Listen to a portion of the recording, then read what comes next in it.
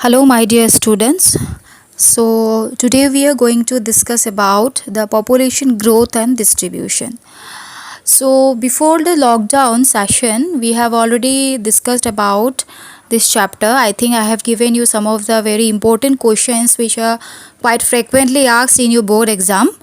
And so, today we will go in a detailed way. Okay.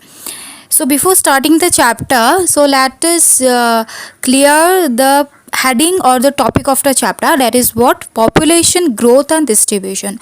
So first of all you should know what do you understand by the term population, isn't it? So by the word population means the total habitat, the total inhabitants that dwell in a particular habitat or in a particular area. Is it clear? This is a quite non-geographical term. Suppose you can say the population of the cow, population of buffalo, also population of goat, sheep, like that. But we don't use these terms, as we have some kind of some definite terms regarding the bulk of that species.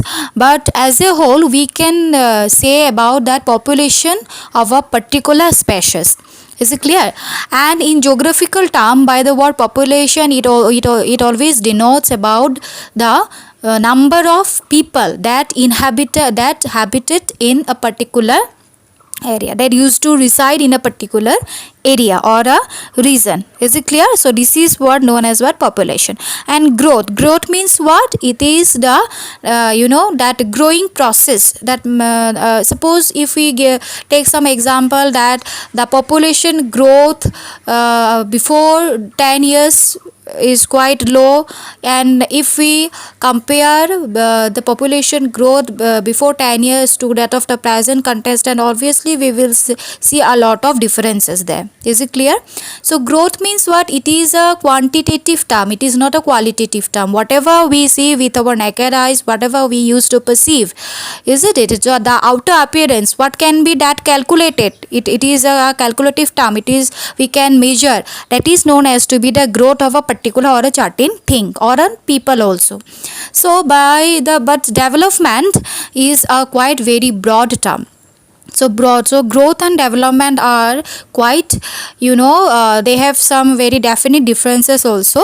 Growth is a part of development, but development is not a part of the growth. Is it clear? Development is a very broad term, it is both qualitative at the same time quantitative. So qualitative means what? Suppose the psychological development of a child or of the children's, the mental or the physical development of a student, like that, isn't it? So that mental and psychological thing we cannot see, we can only see with their behaviors, isn't it? We cannot, by their behaviors we can assume, or we can say that yes, some kind of psychological problems are there in that particular child, and that cannot be measured at a particular at an instance. But growth, we can do some kind of calculations, there are some kind of methods through which we can calculate all that things, isn't it? That means this is some kind of physical appearance.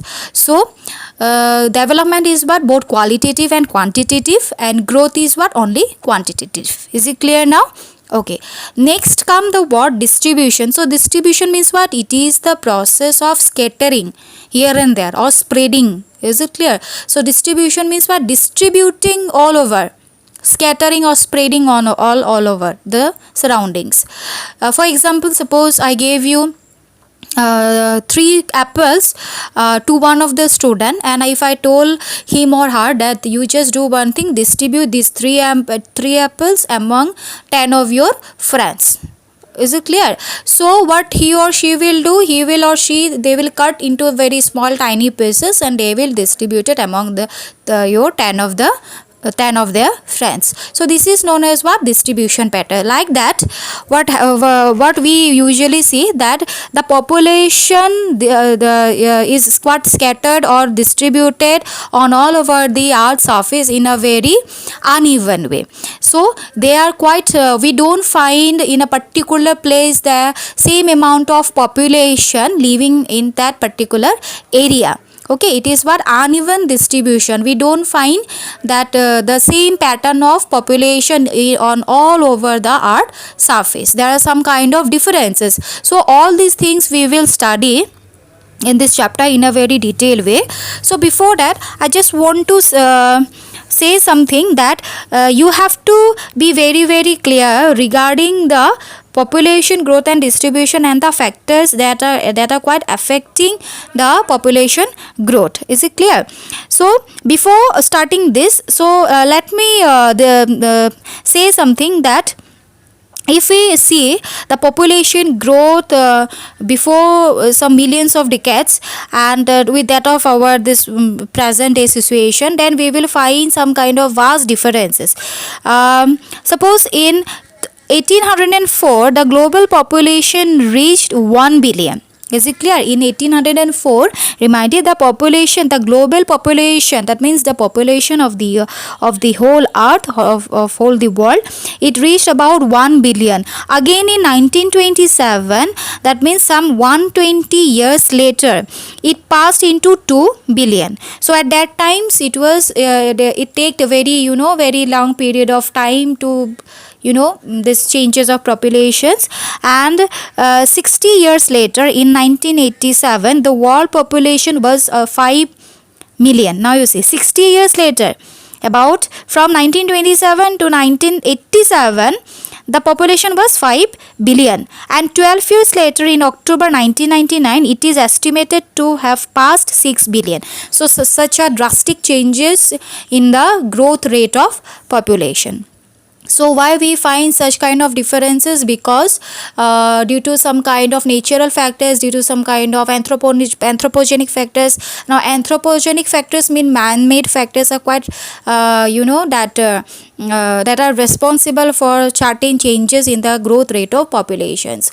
So initially what happened in that time, the medical facilities was not so improved. At the same time the birth rate was more, despite of the death rate, the birth rate was very much more, and thus we see as a resultant we see sudden this what change and in the population growth.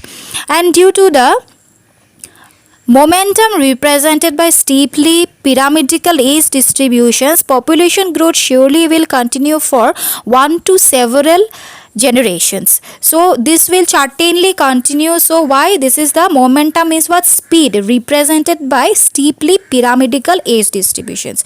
The before that you should know what do you mean by now pyramids. So population pyramids means what?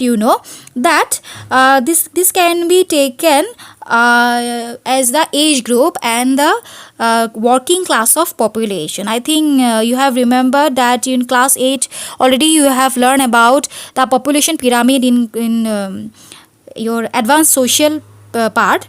So here what we can say that pyramid means what? It is type of a triangular shape, isn't it? Pyramid, I think all you know pyramid. These are quite famous. The wonders of the world that we find in this what?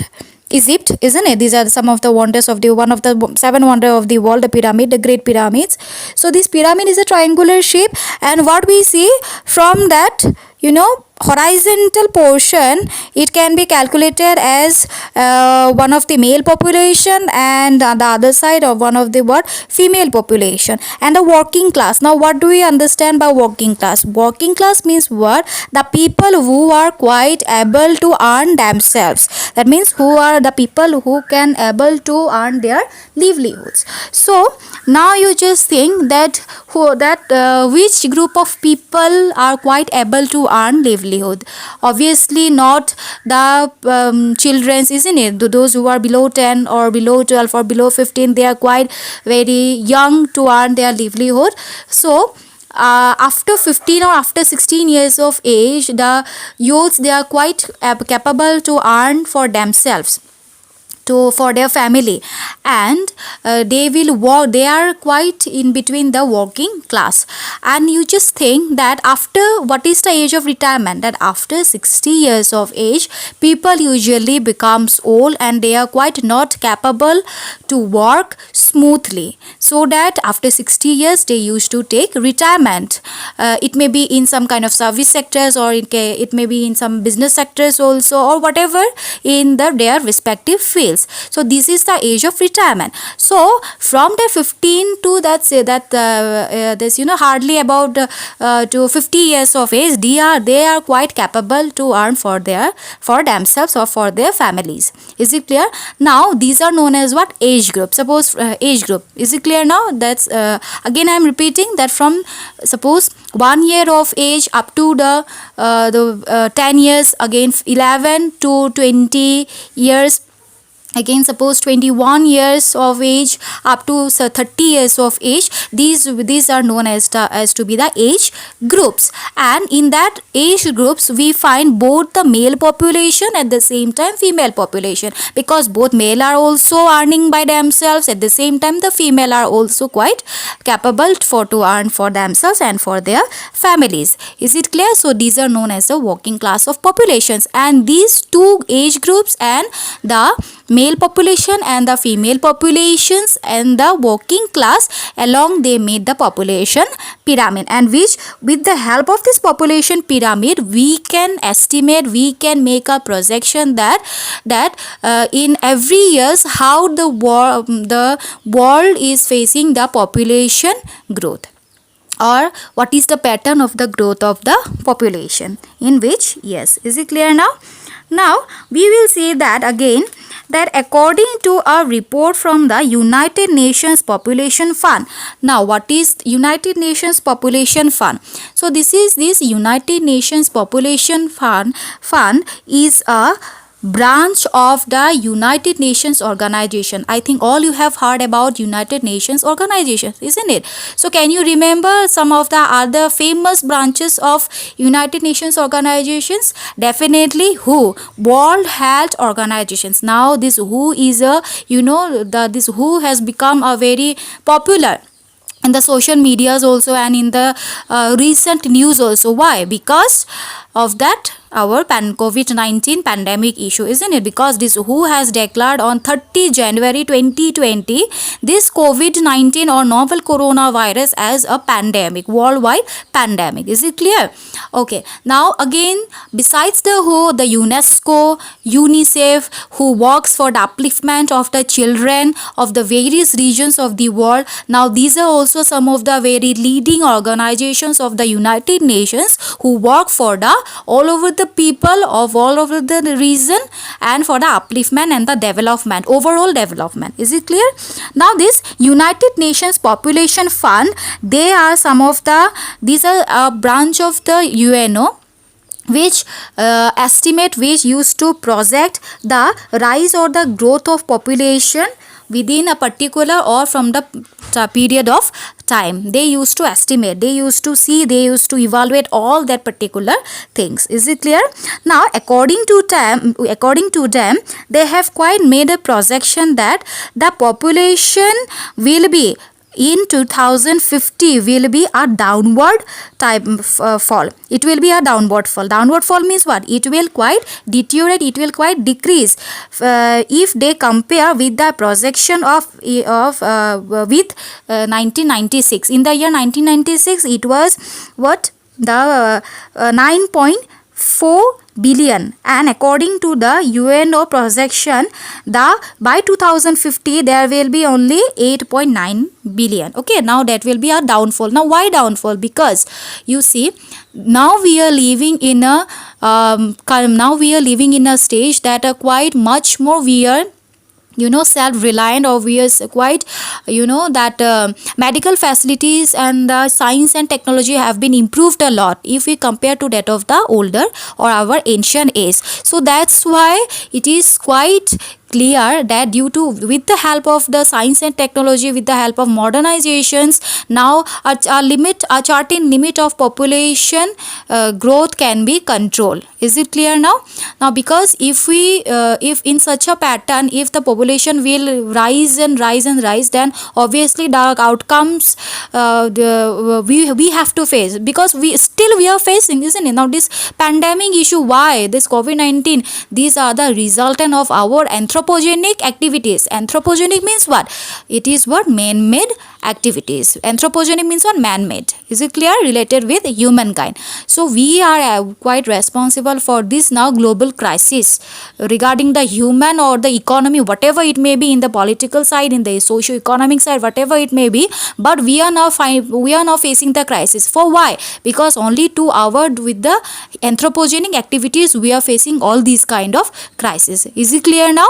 So again, I think this United Nations, the population fund and population pyramid, these two terms are not quite prescribed in your textbook, yet I am quite using these terms only to clarify all these things.